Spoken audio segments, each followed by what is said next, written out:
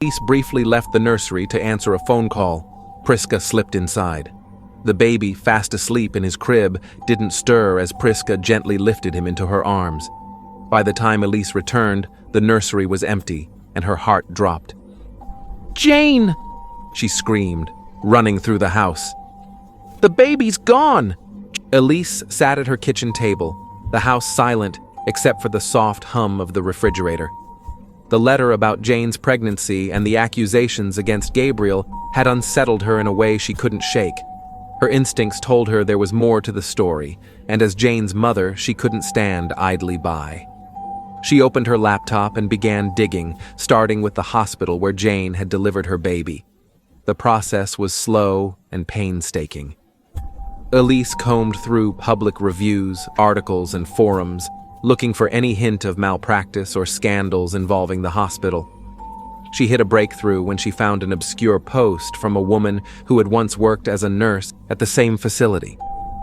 The post alluded to a history of errors in fertility treatments and poorly managed records. Elise's heart pounded as she continued her search, focusing on Gabriel's connection to the hospital. The name of the surrogacy clinic where Gabriel and Priska had arranged the procedure appeared repeatedly in her research. She managed to find a news article from years ago about a botched surrogacy case involving the same clinic. It mentioned the clinic's tendency to cut corners to save costs, leading to mix-ups. Elise knew she needed more. She visited the hospital in person, pretending to inquire about their fertility programs for a friend. While there, she overheard a nurse discussing missing records and became certain there was a cover-up. After days of digging, Elise finally pieced together the puzzle. Gabriel's sperm sample had been used in Jane's pregnancy due to a medical error. The realization hit her like a freight train. Her daughter had unknowingly been made a surrogate for a man she barely knew, and the hospital had tried to bury the evidence. Elise's heart broke as she sat across from Jane in their living room, holding the papers she had printed from her investigation. Jane was sitting on the couch, rocking her newborn son, his small body nestled against her chest. Elise took a deep breath. "Jane, we need to talk," she began, her voice trembling. Jane looked up, her face clouding with concern. "What's wrong, Mom?"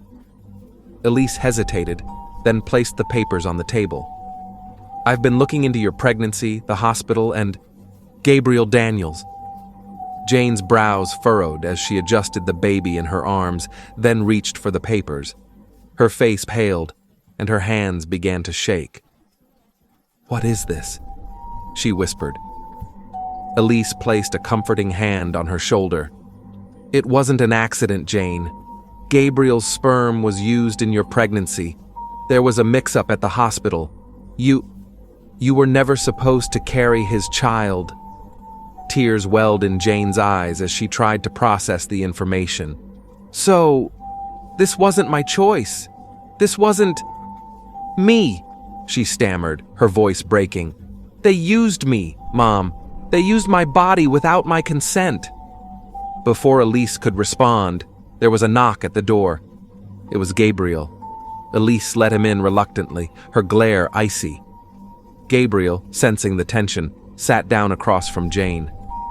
"I need to explain," he said softly, glancing at the baby in her arms.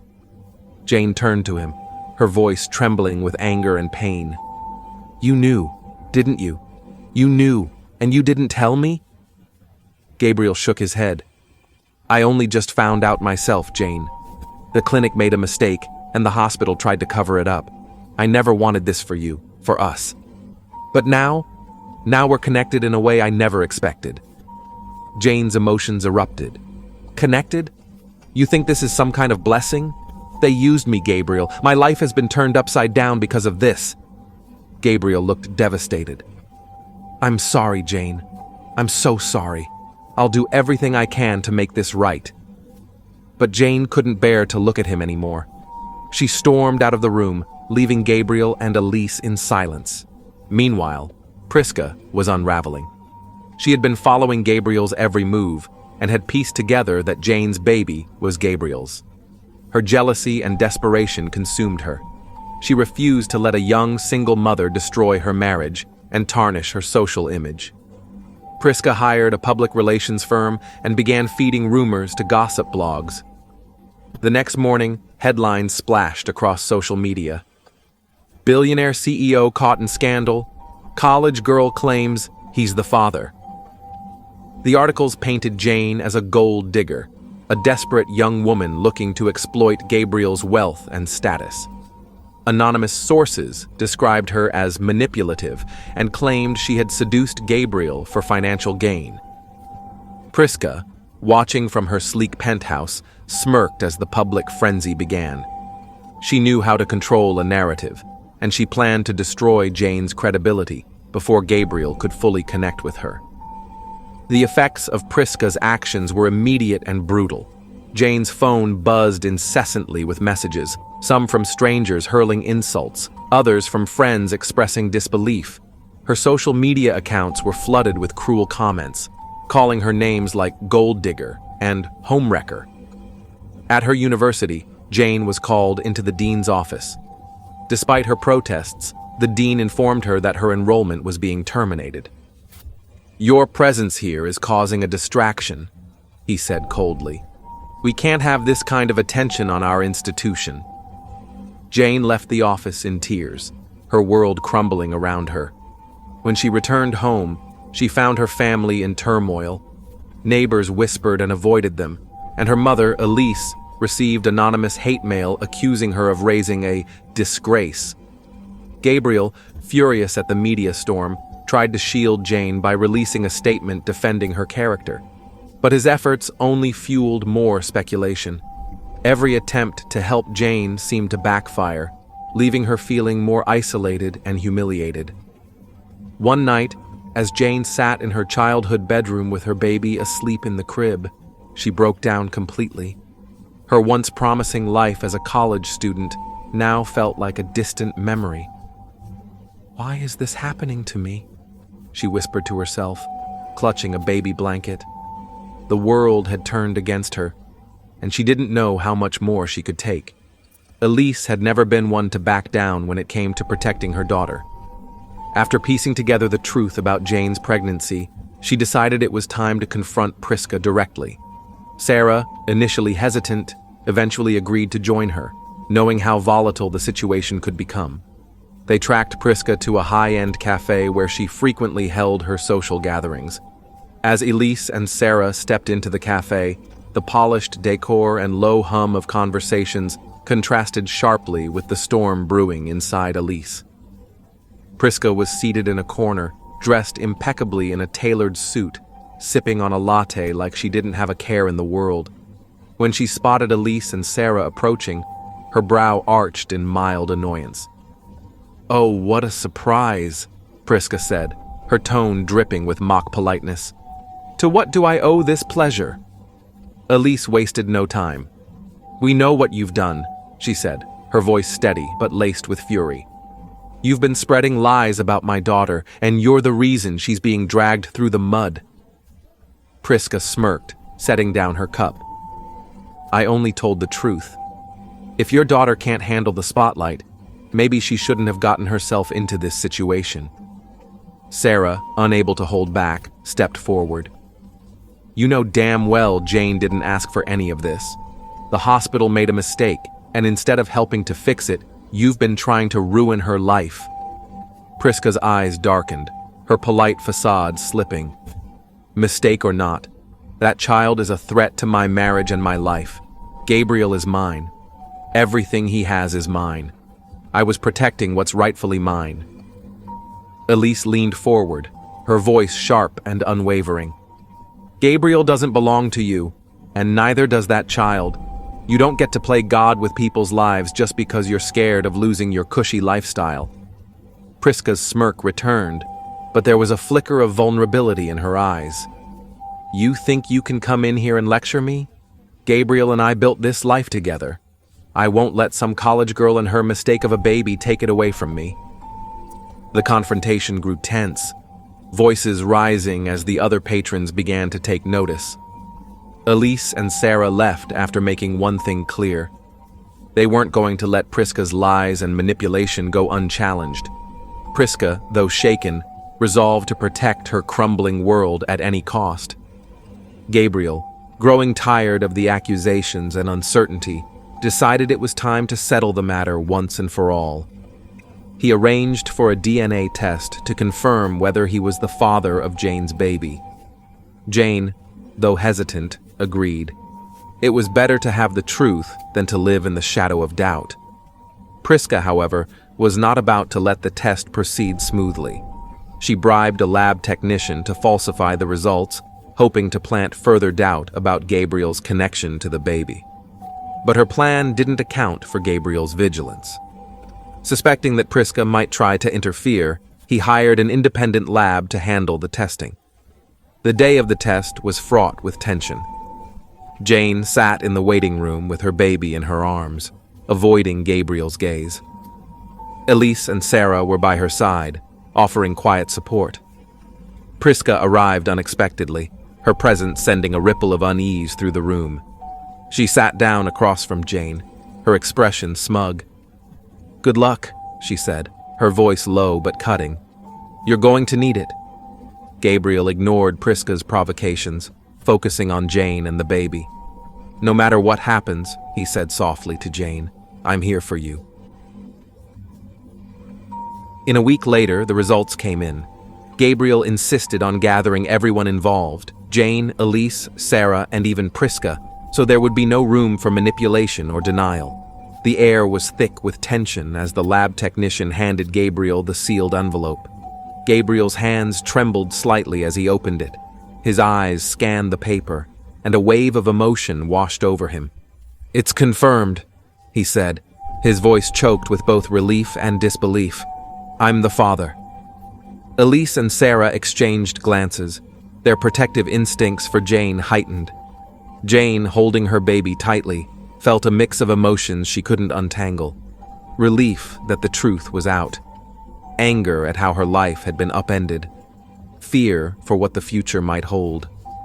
Gabriel, overwhelmed, turned to Jane. "I don't know how to put this into words, but this means everything to me.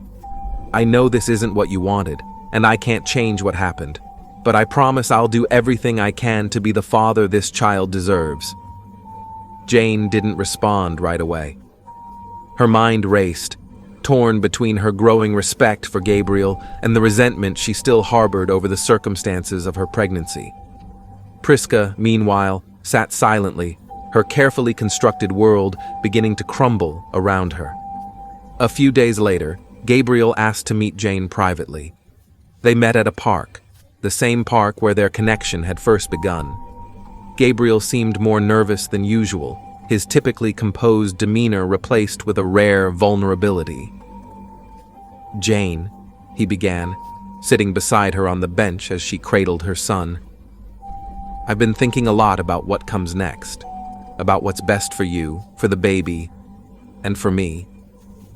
Jane glanced at him warily. "What are you saying?" Gabriel took a deep breath. "I'm not asking for anything you're not ready to give. I just want us to find a way to do this together. Not as a couple, necessarily, but as co-parents. I want to be part of his life, Jane. And I want to support you, however I can." Jane's grip on her son tightened. "Gabriel, this is all so complicated. I don't even know where to start." "I know," Gabriel said, his voice gentle. "But I don't want to force anything. I just want to be here, for you and for him. And if, down the line, we find a way to be more than co-parents, then great. But if not, that's okay too." Jane looked at him, tears welling in her eyes. She wanted to say no, to protect herself and her son from the chaos Gabriel's presence might bring. But deep down, she saw the sincerity in his eyes, the determination to make things right.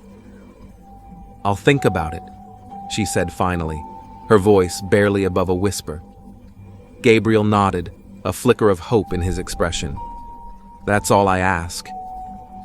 As they sat in silence, watching the sun dip below the horizon, Jane felt the weight of her decision.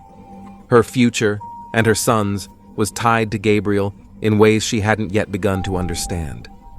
The scandal surrounding Jane's pregnancy had become too large to ignore, and under mounting pressure from the public and Gabriel's legal team, the hospital launched an internal investigation.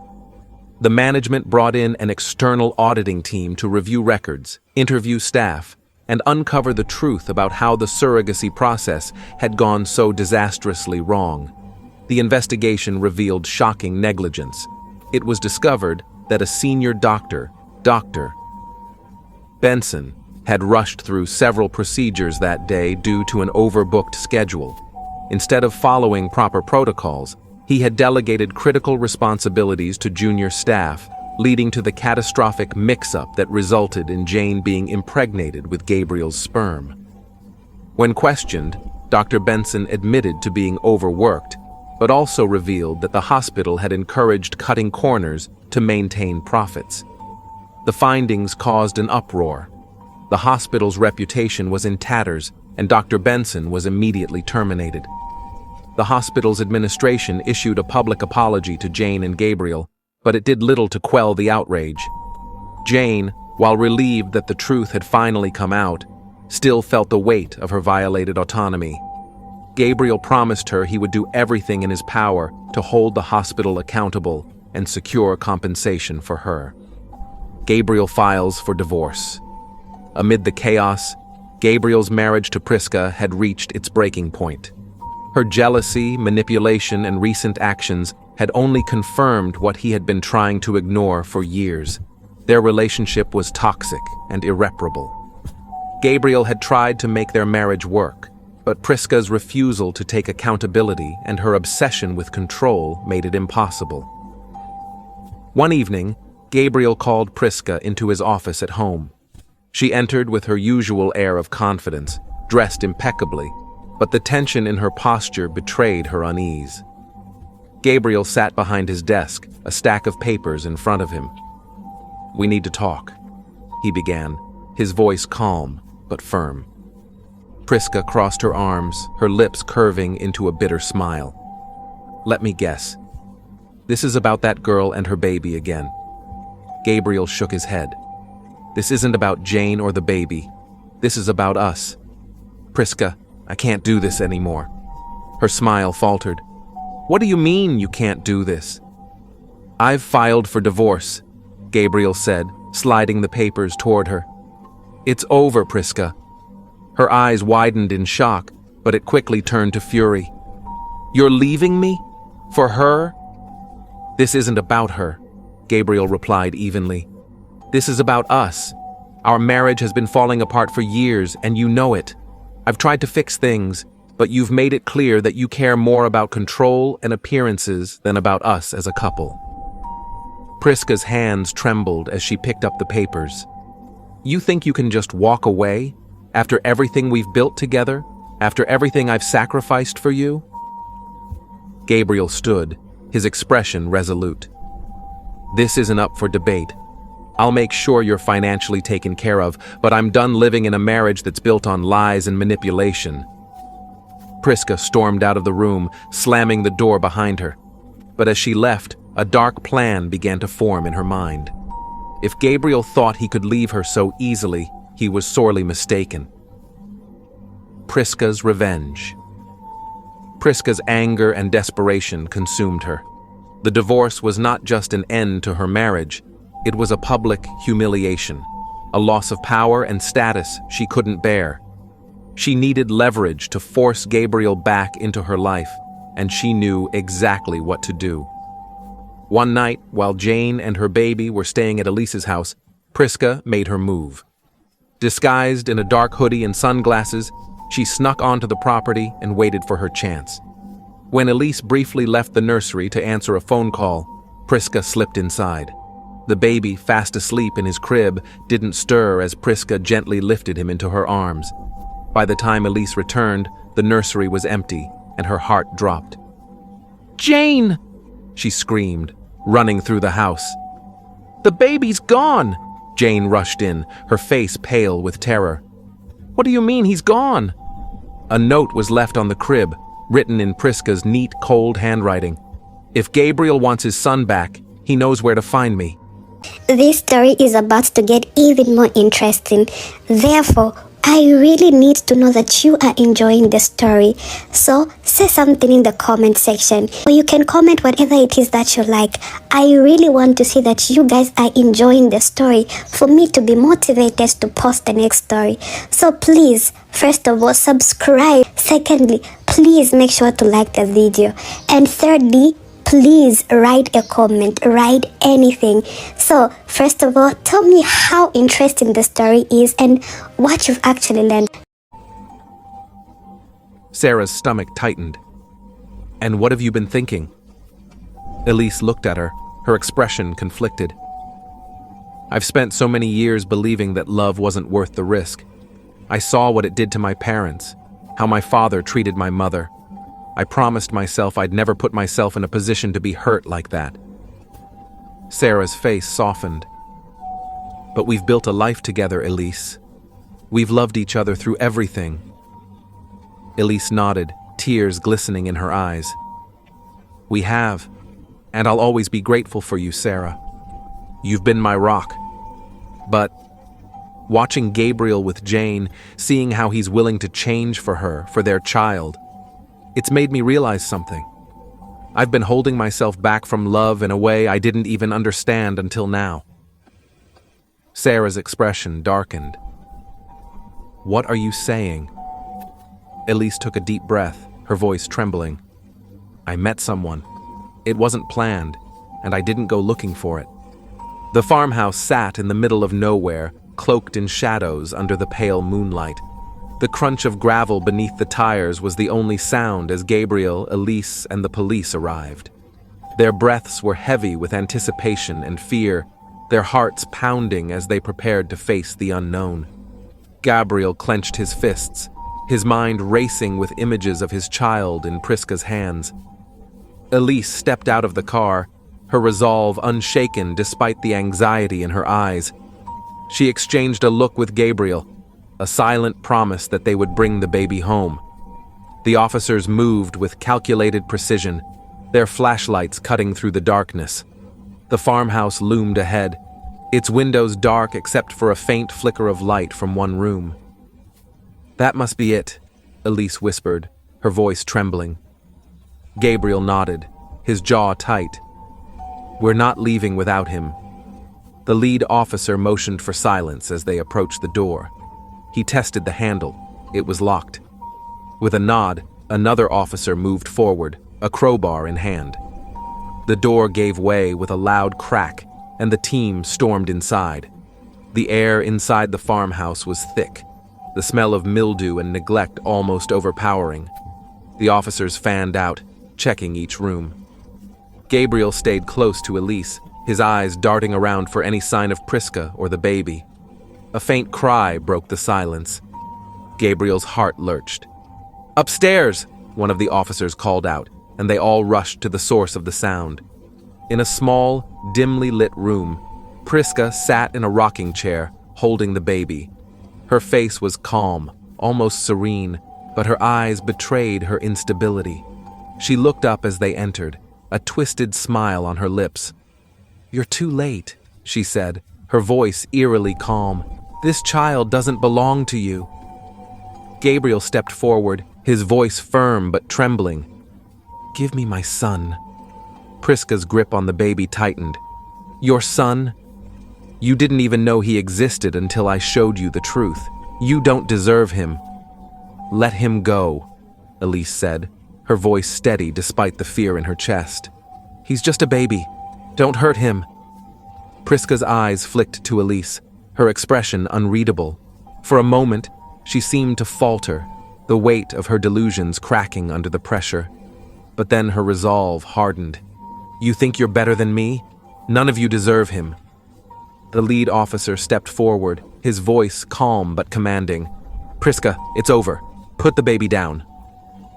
Priska's gaze darted around the room, realizing she was cornered.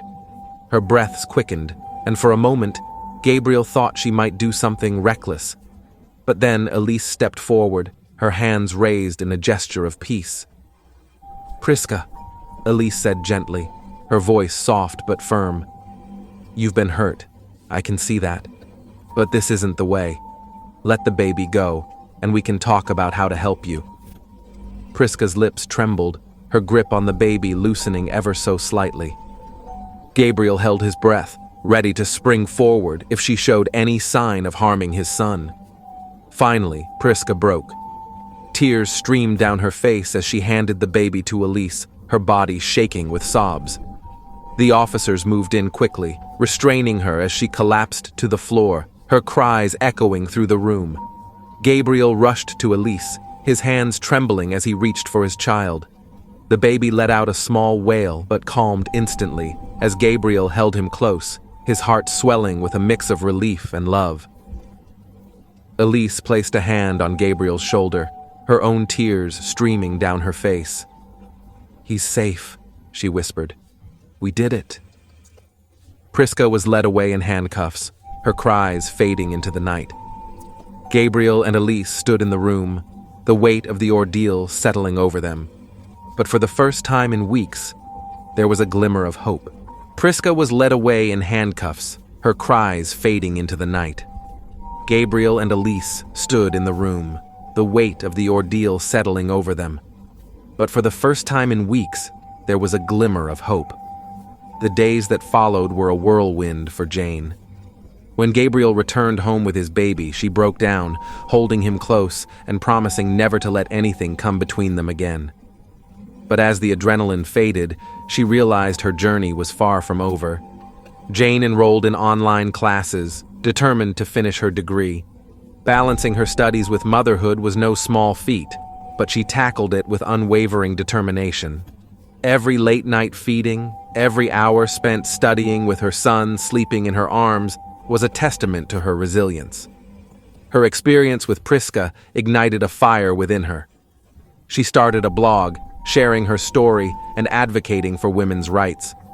Her posts quickly gained traction, and soon she was a voice for young mothers, survivors of medical malpractice, and anyone who felt powerless. Gabriel was a changed man. The ordeal had shaken him to his core, forcing him to confront his mistakes and take responsibility. He began attending therapy to address his guilt and started volunteering at organizations that supported single mothers and children in need. He also became an active part of Jane and the baby's life. From late-night diaper changes to attending parenting classes, he threw himself into fatherhood with a passion that surprised even himself. His bond with Jane deepened, built on mutual respect and a shared love for their son. Their relationship evolved slowly, each moment building on the last. They found comfort in co-parenting, their shared responsibilities bringing them closer. Gabriel often stayed late after putting the baby to bed, sharing quiet conversations with Jane about their hopes and fears. One evening, as they sat on the couch, Jane looked at Gabriel and smiled. "Thank you," she said softly. "For what?" he asked, surprised. "For being here," she replied. "For staying." Gabriel reached for her hand, his touch gentle. "I'll always be here, Jane, for both of you." Elise and Sarah had built a life together on a foundation of shared values, respect, and love. For years, they had raised Jane as a united front, navigating the challenges of being a same-sex couple in a society that wasn't always kind. But their relationship wasn't without its cracks, small fractures they had both ignored in the name of family and duty. After Priska's arrest and the rescue of Jane's baby, Elise began to change. It started subtly. She grew quieter during their usual evening conversations, spent more time away from home, and seemed distracted even when she was present. Sarah noticed but tried to brush it off, convincing herself that Elise was simply processing the trauma of recent events in her own way. One evening, as they sat at the dinner table after putting the baby to sleep, Sarah decided to address the growing distance. "You've been different lately," Sarah said carefully, her voice tinged with concern. "Is something on your mind?"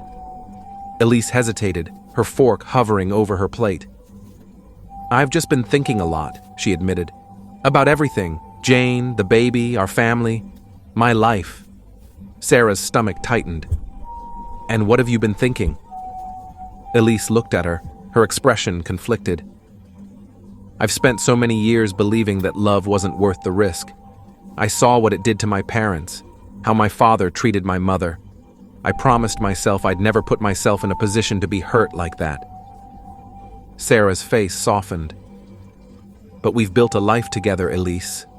We've loved each other through everything. Elise nodded, tears glistening in her eyes. We have, and I'll always be grateful for you, Sarah. You've been my rock.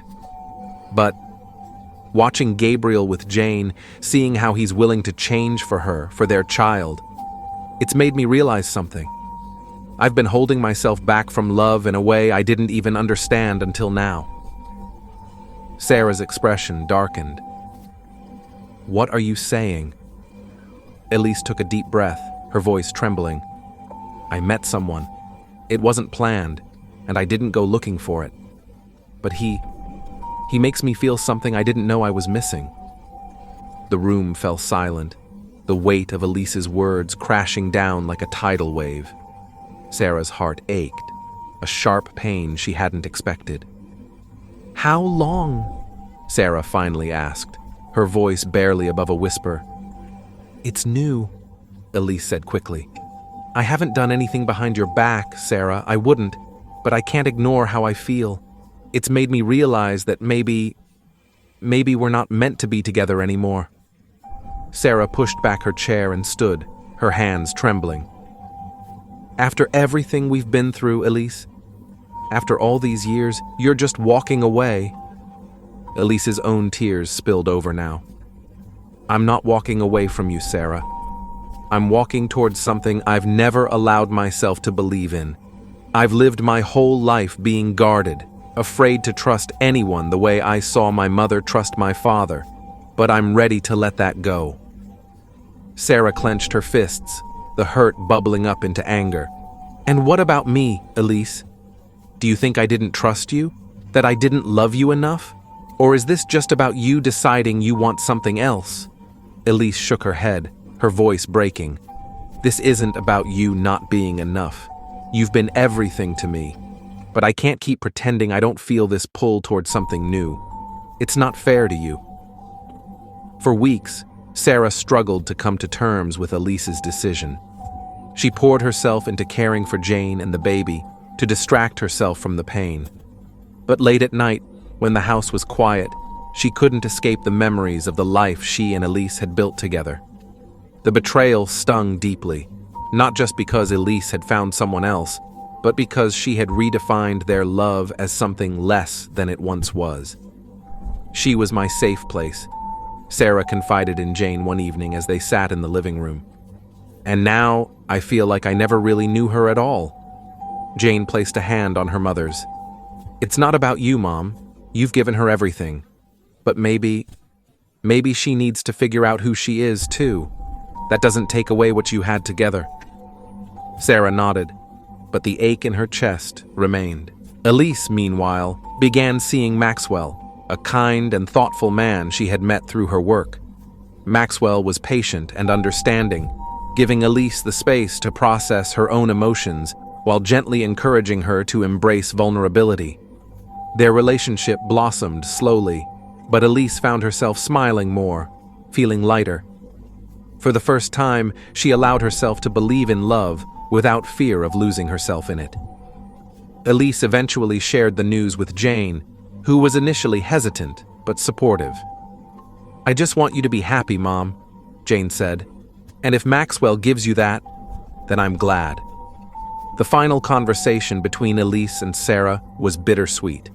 They sat across from each other at the kitchen table, the silence between them heavy with unspoken words. I want you to know, Elise began, that I'll always love you, Sarah. What we had wasn't a mistake. You helped me raise an incredible daughter, and I'll never forget that. Sarah nodded, tears brimming in her eyes. I'll always love you too, Elise, but I need time to figure out who I am without you. Elise reached across the table, placing her hand over Sarah's. Take all the time you need. You deserve happiness, Sarah. Don't let this stop you from finding it. Though their relationship as partners ended, Elise and Sarah remained close, bound by their shared love for Jane and her son. They navigated family gatherings and holidays with grace, their bond transforming into a deep friendship. Sarah found strength in her independence, eventually rediscovering joy in her work and her role as a grandmother. Elise, with Rachel by her side, embraced the love she had once been too afraid to pursue.